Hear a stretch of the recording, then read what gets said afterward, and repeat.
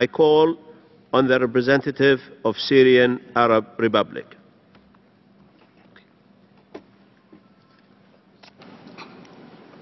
شكرا سيد الرئيس. Thank you, Mr. President.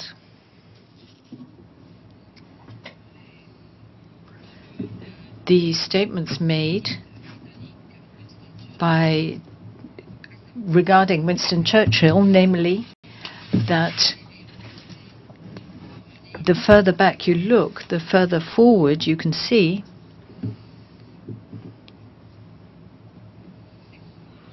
that reference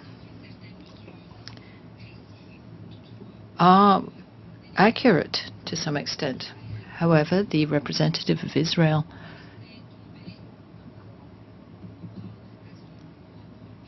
fell into his own trap when he chose to quote Winston Churchill, because translating this statement into reality should have led the distinguished representative of Israel to quote Balfour's promise, another British politician, regarding the establishment of Israel in Palestine, thus deciding on the fate and future of the people in Palestine.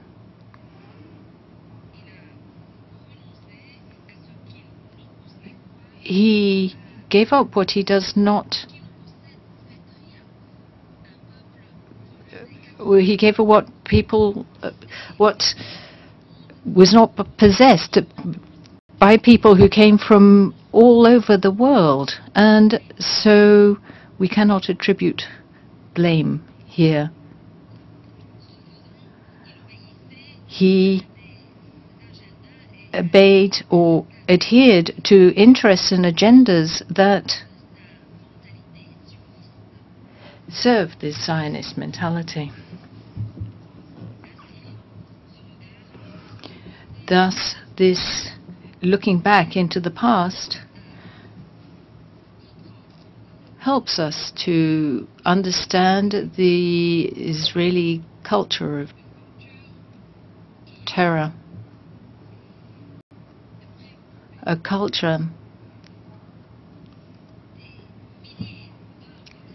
that has taken thousands of hours of work and decades of time.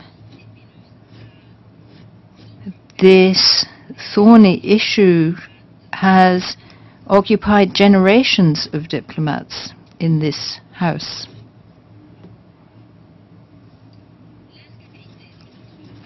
The instability in our region and the wars and the spreading of the culture of terrorism are factors that can be classed under one heading: Israeli terrorism. This terrorism that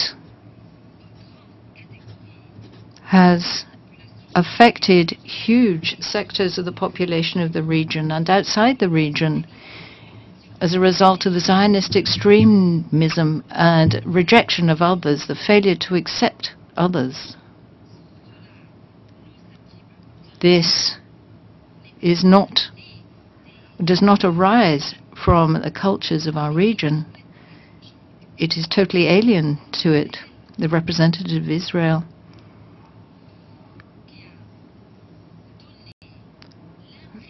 who gave the fallacious and erroneous impression that he loves the Syrian people, that he is saddened by the suffering of the people.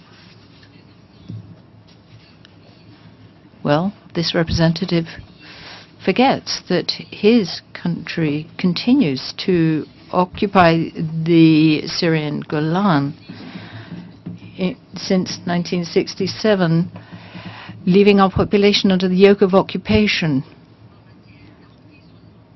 with imprisonment, persecution, death and displacement.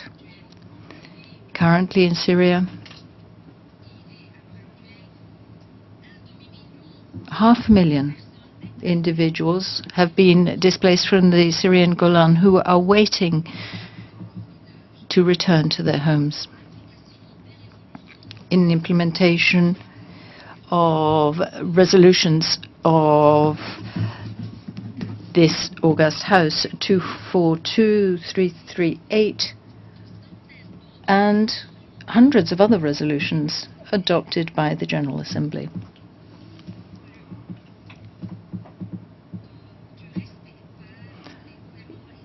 Instead of respect by the Israeli government for these resolutions by successive Israeli governments, these resolutions that call on Israel to withdraw from the occupied Syrian Golan, as I say, these Israeli governments